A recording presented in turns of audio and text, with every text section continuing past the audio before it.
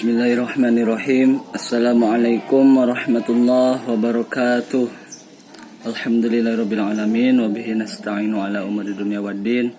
Wassalatu wassalamu ala sayyidil mursalin wa ala alihi wa sahbihi ajma'in, amma ba'du. Pertama-tama marilah kita panjatkan puji dan syukur kehadirat Allah yang Rabbul Ghafur. Salawat dan salam semoga tetap Allah curah limpahkan kepada junjungan alam, yakni Habibana wa Nabiyana Muhammad sallallahu alaihi wasallam, kepada keluarganya, sahabatnya, tabi'in dan tabi'atnya. Alhamdulillah, pada kesempatan kali ini saya Amun Sulaiman dari Prodi Ahwal Syakhsiyah semester 2 akan mempresentasikan tugas daripada ulangan akhir semester mata kuliah Sejarah Peradaban Islam. Saya ucapkan kepada dosen, kepada Bapak Muhammad Nurholis SPDI MPDI yang telah senantiasa mengajari dan membimbing saya. Mudah-mudahan apa yang diberikan bisa bermanfaat. Langsung saja, judul yang saya ambil adalah Teladan Kepemimpinan Abu Bakar bagi Masyarakat Madani. Siapa sih Abu Bakar? Abu Bakar adalah salah satu di antara 4 khalifah yang diberi gelar oleh Allah Subhanahu wa taala sebagai Khulafaur Rasyidin atau khalifah yang diberi petunjuk. Beliau lahir pada tahun 572 Masehi dan wafat pada tanggal 21 Jumadil Akhir 13 Hijriah atau 23 Agustus 634 Masehi. Nama kecilnya adalah Abdullah bin Abi Quhafah. Abu Bakar As-Siddiq termasuk dari sahabat yang paling awal masuk Islam atau biasa disebut dengan As-Sabiqun al-Awwalun. Beliau adalah salah satu sahabat Nabi yang paling setia yang menemani Nabi dalam memperjuangkan agama Islam. Harta bendanya, jiwanya dikorbankan untuk kemajuan agama Islam. Banyak sekali ibroh yang dapat diambil dari kepemimpinan Abu Bakar tersebut. Pertama, kepemimpinan Abu Bakar tersebut adalah lembut tetapi tegas. Sebelum memeluk agama Islam, Abu Bakar terkenal sebagai orang baik, lembut hatinya, suka menolong dan memberi maaf. Setelah memeluk agama Islam dan berkuasa sebagai khalifah pengganti Rasulullah dan memimpin negara dan umat, Abu Bakar adalah orang yang benar memahami sabda Rasulullah Shallallahu Alaihi Wasallam.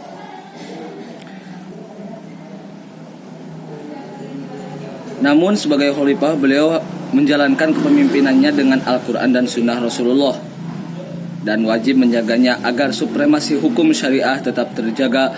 Oleh karena itu, dalam mempertahankan kedaulatan hukum syariah, Abu Bakar tidak segan-segan mengambil tindakan tegas bagi siapa saja yang hendak menghancurkan umat Islam. Itu ibrah pertama yang dapat diambil dari kepemimpinan Abu Bakar. Tatkala kita menjadi pemimpin, kita harus menjadi pemimpin yang tegas dan bijaksana. Kemudian kepemimpinannya juga berani dalam memerangi orang-orang murtad atau golongan ridho. Setelah pengangkatan Abu Bakar sebagai khalifah, beberapa masalah mengancam persatuan umat Islam saat itu muncul. Beberapa suku Arab yang berasal dari Najd atau Hijaz membangkang kepada Abu Bakar sebagai khalifah dan sistem yang ada. Di antaranya adalah golongan ridho. Abu Bakar juga memerangi nabi-nabi palsu, termasuk di dalamnya adalah Musailamah Al-Kadzab, yang mana Musailamah Al-Kadzab itu adalah orang yang mengaku nabi padahal dia itu bukanlah nabi. Jadi sebagai nabi palsu, dia menciptakan sebuah ayat Al-Quran yang mana dia mengambil ayat Al-Qurannya itu dari surat Al-Fil yang berbunyi, ini karangan surat Al-Fil, karangan dari Musailamah Al-Kadzab. Al-Fil wa mal fil wa ma adraka mal fil lahu qurtumun tawil wa lahu zail. Itu adalah karangan daripada surat Al-Fil dari Musailamah Al-Kadzab. Kemudian pasukan Musailamah kemudian dikalahkan pada perang Aqrabah yang dipimpin oleh Khalid bin Walid. Khalid bin Walid itu adalah seorang kesatria, pemimpin perang yang sangat cerdas dalam mengatur strategi perangnya. Kemudian kepemimpinan Abu Bakar juga termasuk pada yang harus kita contohnya adalah berani berekspedisi ke utara. Setelah umat Islam sudah stabil dan secara penuh sudah menguasai Arab, Abu Bakar As-Siddiq memerintahkan para jenderal Islam untuk melawan kekaisaran Sasani dan kekaisaran Bizantium. Khalid bin Walid sebagai panglima perang telah menaklukkan Irak dengan mudah, sedangkan ekspedisinya ke Suriah juga meraih kesuksesan. Itu adalah ibroh yang dapat diambil dari ekspedisi ke utara oleh Abu Bakar. Kemudian teladannya juga itu pengumpulan daripada teks Al-Quran. Abu Bakar mengumpulkan teks Al-Quran yang mana dahulunya itu tersebar di pelupuh korma, di batu, di kulit, di tulang, itu ayat Al-Quran. Namun oleh Abu Bakar dikumpulkan teks Al-Quran tersebut. Abu Bakar juga berperan dalam mempertahankan teks-teks tertulis Al-Quran. Dikatakan bahwa setelah mendapat kemenangan yang sangat sulit saat melawan Musailamah Al-Kadzab dalam perang Ridho, banyak para penghafal Al-Quran yang ikut perang mati syahid dalam pertempuran. Umar bin Khattab lantas meminta Abu Bakar untuk mengumpulkan koleksi dari Al-Quran. Makanya sampai sekarang kita masih bisa membaca dan memahami daripada isi Al-Quran. Itu adalah sebagian jasa daripada Abu Bakar As-Siddiq.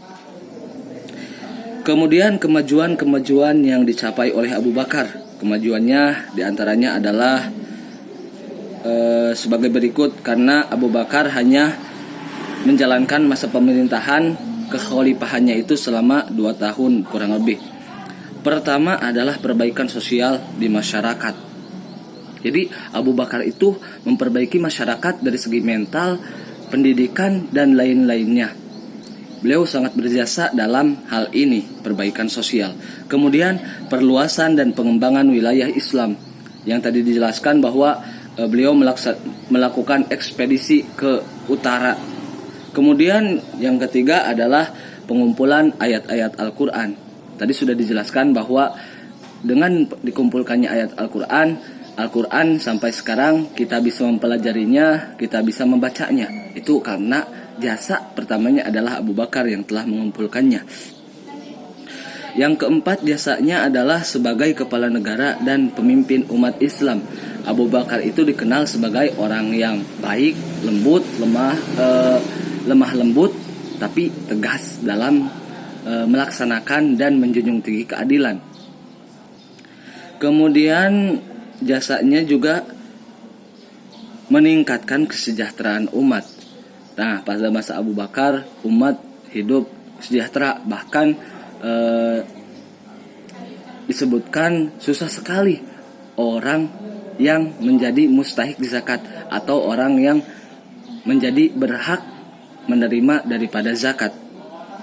Hal yang dapat diambil dari pelajaran atau cerita Abu Bakar ialah keberanian dalam menyebarkan kebenaran dengan dilandasi ketakwaan kepada Allah. Seorang pemimpin harus berani dalam segala hal.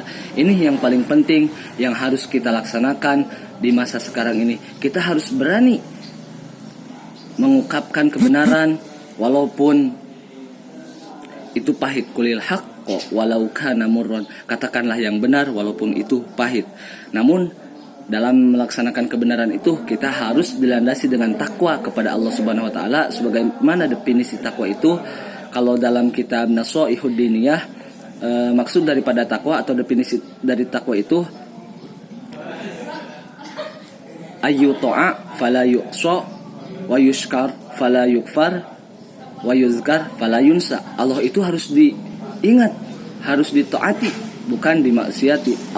Allah itu harus diingat, bukan dilupakan. Allah itu harus disyukuri, bukan untuk dikupuri daripada pemberiannya. Karena tatkala kita bersyukur, Allah akan menambahkan nikmat kepada kita. Adapun definisi takwa yang lainnya adalah imtisalu awamirillah wajtinabu nawahi. Melaksanakan segala perintah Allah dan menjauhi segala larangannya. Segala perintah Allah kita laksanakan dan segala larangan Allah kita jauhi, kita tinggalkan. Itu yang harus kita ambil daripada kepemimpinan Abu Bakar, yang pada intinya yang harus kita terapkan adalah keberaniannya dalam menegakkan kebenaran, dalam menegakkan keadilan dengan dilandasi ketakwaan kepada Allah Subhanahu wa taala. Tanpa takwa maka segala hal akan hampa. Itu yang dapat saya sampaikan. Mudah-mudahan ada manfaatnya. Dan saya ucapkan sekali lagi kepada Bapak dosen yang telah membimbing saya.